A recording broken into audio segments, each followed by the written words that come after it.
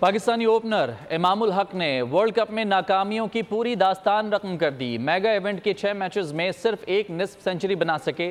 बनाए गए रन्स का स्ट्राइक रेट भी 100 से कम रहा।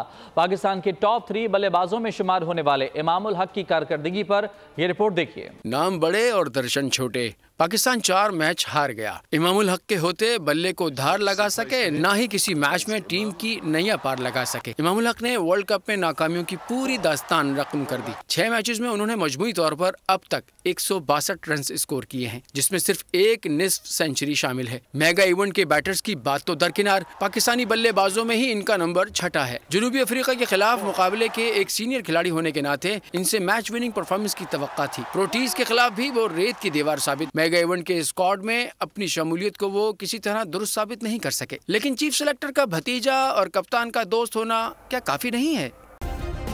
सब्सक्राइब करें और बेल दबाएं ताकि कोई खबर रह न जाए।